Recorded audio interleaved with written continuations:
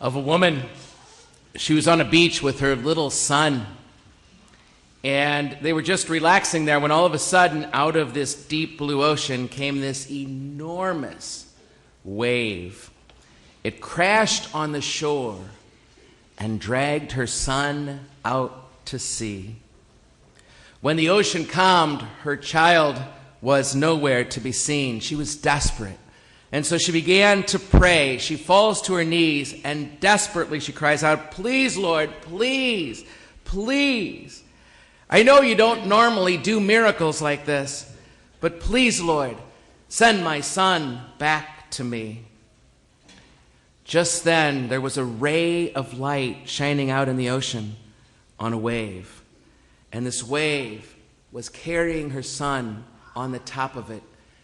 And the wave crashed against the sea and put her son right there in front of her.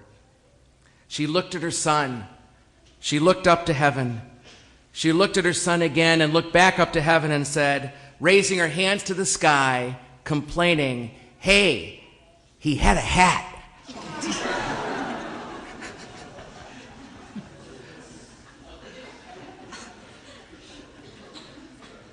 We expect a lot. We act like we deserve it. And when things don't go our way, all hell breaks loose. Not only are we miserable, but we make everybody else in our lives miserable as well. It's called entitlement.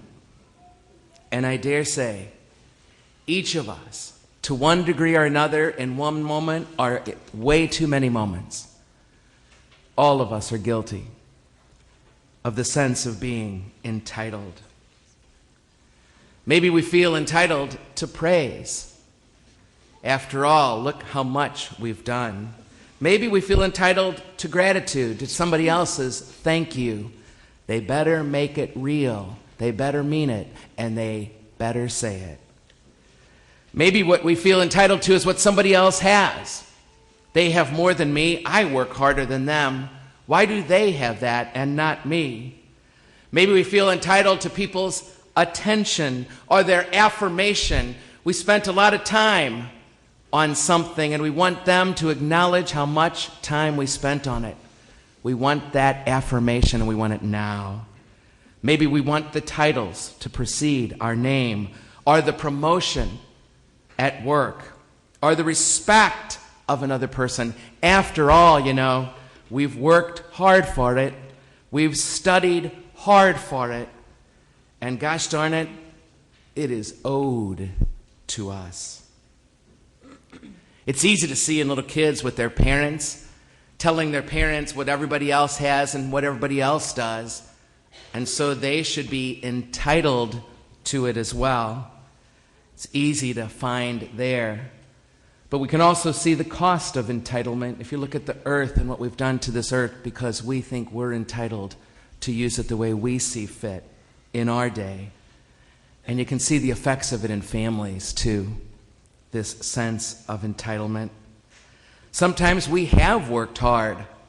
We really have worked hard. And we do deserve the thank you note or the award. And it's fair to want it, but to demand it,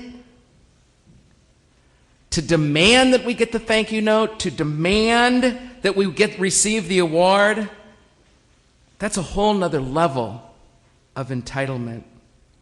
And when we don't get what we think we deserve, what's owed to us, we get miserable.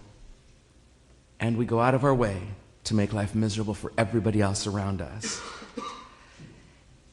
I wonder, in the light of this gospel, if it's fair to say to you and to myself that we really do need to get over ourselves.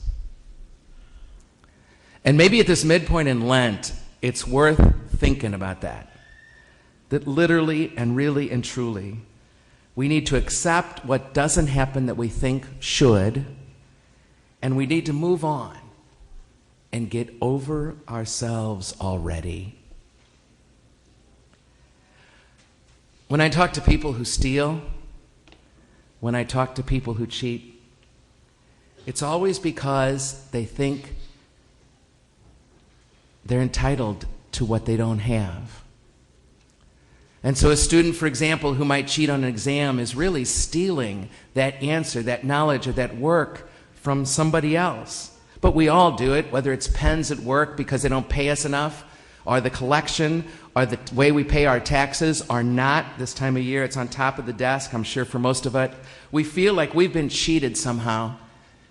And dang it, we deserve this. And we make excuses for it, and we rationalize, and we just go ahead and do it. We deserve it, and so we take it. Whether it's the answer that somebody else worked hard to get, or that pen in the workroom. You just heard a story of two sons of a very generous father. Both of them, if you noticed, were suffering from the disease of entitlement. The younger son, often preached about, felt entitled to all these things. They were his father's, and they would someday be his anyway, so he took them. In his sense of entitlement, he just took them and ran. But the older brother, the one less preached about in our churches, also felt that sense of entitlement. He, on the other hand, worked very hard for everything he had. And when he saw his brother getting celebrated, his brother getting the award, his brother getting the recognition and the attention, his first words were to complain and to rail against this. After all, he deserved the party, not his brother. But I hope you have a sense, as you heard that reading again today, and you've heard it a million times, so I know it's easy to tune it out. But if you really listen to it, what you saw in that older brother was really ugly. It was really ugly. You know what? He did work hard. He did deserve the party, or the raise, or the promotion, or the affirmation, or the thank you. But to move from deserving it to demanding it made him look really ugly. And I'd like to propose to you this morning that there are moments in all of our lives when you and I look just that ugly.